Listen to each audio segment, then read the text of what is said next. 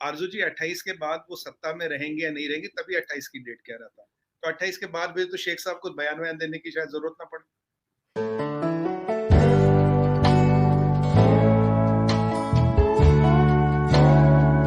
ऐसा भी हाँ, हो सकता है, बहुत पॉसिबल है, लेकिन आपको ये चीज 28 को ही पता चलेगी।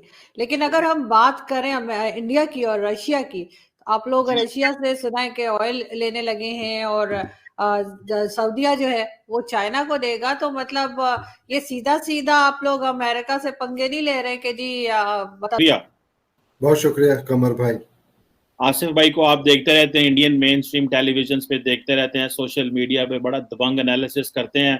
आज मैंने कहा जरा आसिफ भाई से पूछें, ये अमेरिका इंडिया को धमकियां देने पे आ गया है जनाब, क्या हो रहा है, किस तरह हो रहा है? वो कह रहा है कि ऑयल ना लें, गलती ना करें, तारीख जो है वो गलत तारीख की किताबों में अच्छे तरीके से जाने जाएं। मैं देख रहा था व्हाइट हाउस की जो मीडिया जो डील करती हैं, प्रोफेसर इश्तियाक ने रेज किए उनके ऊपर। वेस्ट और यूएस की एक ये टेंडेंसी है कि वो हर जियोपॉलिटिकल इशू को एक बड़े मायोपिक नजरिए से देखते हैं। एक हमें इसका हिस्टोरिकल पर्सपेक्टिव समझना बहुत ज़रूरी है पूरे एरिया का, कि most of the part of the history Ukraine Russia का एक हिस्सा रहा। 1918 से लेके 1921 एक छोटा पीरियड था, और उसके बाद ब्रेकअप ऑफ सोवियत यूनियन। और आप लोग रशिया के साथ अपने टर्म्स जो है उस तरह से आगे लेके जा रहे हैं। वैसे तो खैर आप लोग हथियार भी लेते हैं उनसे, लेकिन अब जो ये ऑयल की बात हो रही है इसको आप किस तरह से देखते हैं? देखिए आरजू जी, ये ऑन अ सीरियस नोट आपने बड़ा अच्छा सवाल पूछा, और इस पे काफी कंफ्यूजन है क्या?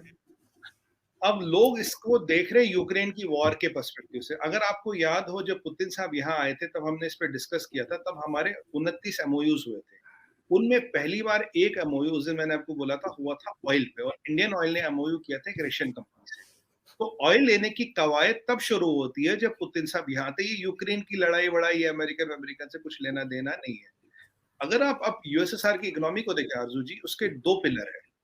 देखिए, पहली बात, रशिया जो है केवल 14 करोड़ की आबादी है, 1.4 ट्रिलियन का जीडीपी है। अभी पुतिन के पास 630 बिलियन का फॉरेन एक्सचेंज रिजर्व, दूसरी जो बहुत ज्यादा होता है इस आबादी, और उनके पास इतना मिनरल और वेल्थ है कि रिचेस्ट मिनरल वेल्थ है रशिया में।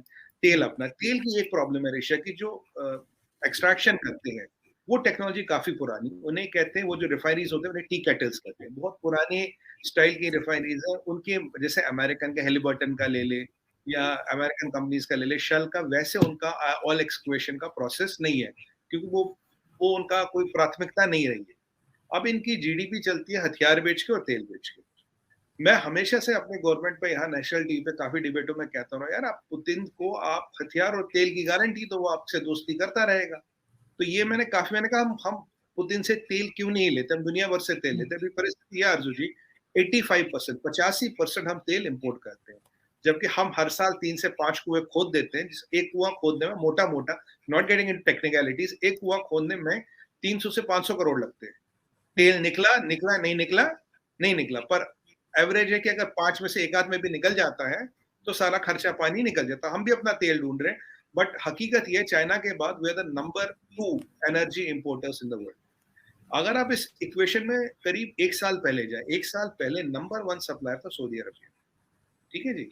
धीरे धीरे इक्वेशन बदलती गई, आज नंबर 1 सप्लायर है USA. USA is now oil surplus, oil export करता है। नंबर 2 नाइजीरिया है, नंबर 3, ये थोड़ा आगे पीछे चलते रहते हैं, नंबर 3 इराक है, नंबर 4 स्टेट। मीडिया जो डील करती हैं वो कह रही थी जनाब कि it is up to India कि आप हिस्ट्री बुक्स में कैसे आना चाहते हैं। तो क्या इंडिया को इस हवाले से अमेरिकन गवर्नमेंट क्या कोई प्रेशर कर रही है, या क्या आप समझते हैं कि प्रेशर नहीं है लेकिन इंडिया इस प्रेशर को झेल लेगा?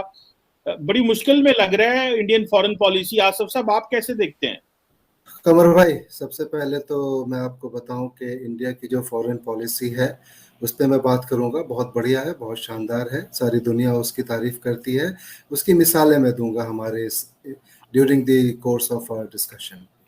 अब रहा सवाल ये कि अमेरिका क्या कर रहा है और किस तरह से आपने अपने पूरे सवाल को जो कहा, तो मैं आपको बताऊं, प्रेशर पे हम लोगों ने लास्ट टाइम भी बात की थी आपके ही डिबेट पे, और उस वक्त मैंने कहा था कि वैसा कोई ख़ास प्रेशर है नहीं। लेकिन अब जब आप देख रहे हैं तमाम चीज़ें डेवलपमेंट्स हो रही हैं, और यूक्रेन रशिया का जो मामला है, तो तमाम मुल्कें, अगर आप नेटो की बात करें, अमेरिका की बात करें, यूरोपियन यूनियन की बात करें, या दूसरी तरफ आप इधर रशिया की बात कर लें, और आप चाइना की बात कर लें, पाकिस्तान की बात कर लें, तो नए ब्लॉक्स तो बनते हैं और नए तरीके के प्रेशर होते हैं। प्रेशर किस पे दिया जाता है? जिस पे कोई अहमियत रहती है। प्रेशर किस पे दिया जाता है? जहाँ से लगता है कि अगर उसका कुछ रुख इधर से उधर हुआ तो चीज़ें बदल सकती हैं। मेजर जो प्लेयर्स होते हैं, जिनकी कोई वैल्यू होती है, उन पे प्रेशर दिया जाता है। और अगर ये प्रेशर दिया जा रहा है, तो आपको मैं बताऊं कि ये प्रेशर बर्दाश्त करने के लिए इंडिया ना सिर्फ पूरी तरह से सक्षम है, केपेबल है, तैयार है, बल्कि कई मौक़ों पे इंडिया ने इस चीज़ को साबित भी किया है।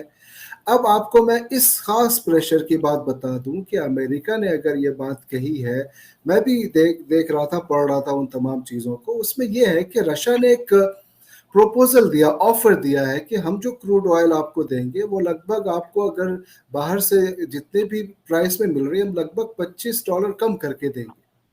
अब आप बताएं कि कोई भी मुल्क है जिसको अगर इस तरीके का ऑफर मिलता है, उससे हमारे नेशनल इंटरेस्ट में कोई बात होती है, वहाँ लोगों का फायदा हो सकता है।